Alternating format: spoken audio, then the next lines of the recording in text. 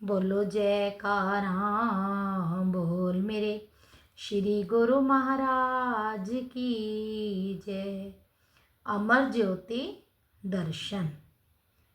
हेमूमल भक्त जी सिंधी श्री तृतीय पातशाही जी के समय परिवार सहित श्री दरबार में शरणागत हुए।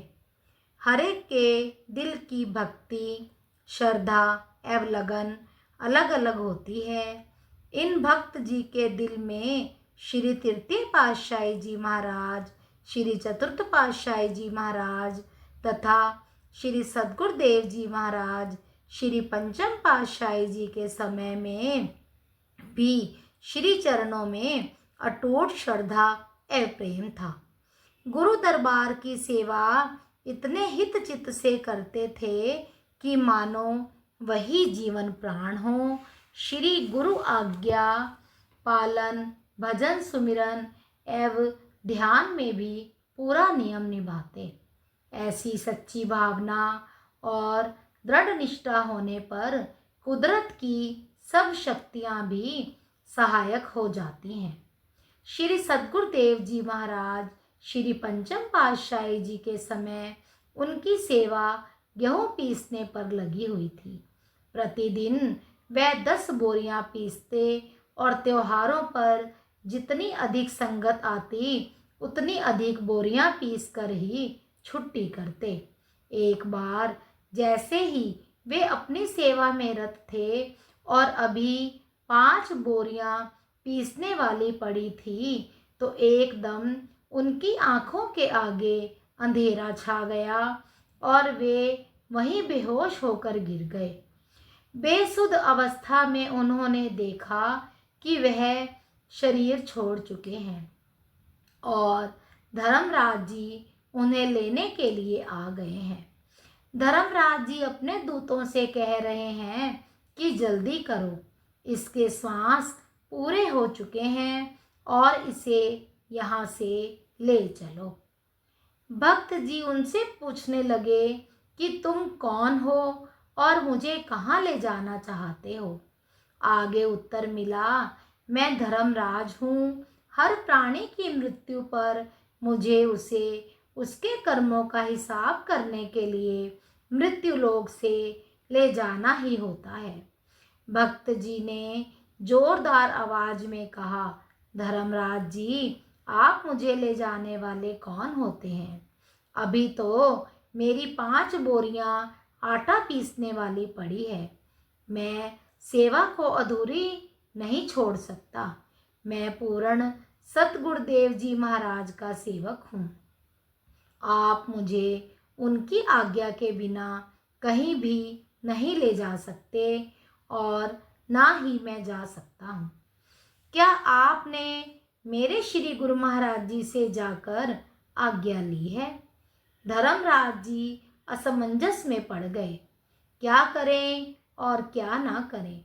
इतने में एक आवाज आई और एक दिव्य ज्योति ने धर्मराज जी के समीप आकर कहा कि इस समय इसे यहीं छोड़ दो, यही हमारी आज्ञा है। भक्त जी के सम्मुख ही धर्मराज जी आलोप हो गए। भक्त जी के निष्प्राण प्राणों में प्राणों का संचार होने लगा। उन्होंने आंखें खोली और सोचने लगे कि मैंने सचमुच ही यह दृश्य देखा है कि या यह एक स्वप्न था। जो भी हो, यह तो पता चल गया कि श्री गुरु महाराज जी हमारे अंग संग हैं। भक्त जी जब पूर्णता संचेत हुए तो सीधे ही अंदर श्री गुरु महाराज जी के श्री चरणों में पहुँचे। उन्होंने दंडवत प्रणाम कर विनय की, प्रभु, मेरे मन में अभी श्री गुरु दरबार की सेवा करने की उत्कट अभिलाषा है। इस जन्म में तो अब मुझे पूर्ण सतगुरु महापुरुषों की चरण शरण में यह ज्ञान प्राप्त हो गया है कि मानुष जन्म अमोलक है।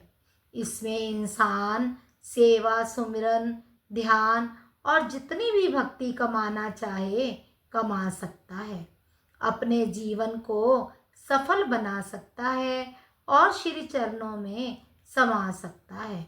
उन्होंने सेवा करते हुए जो धर्मराज का दृश्य देखा था वह सब वृतांत श्री प्रभु जी को कह सुनाया।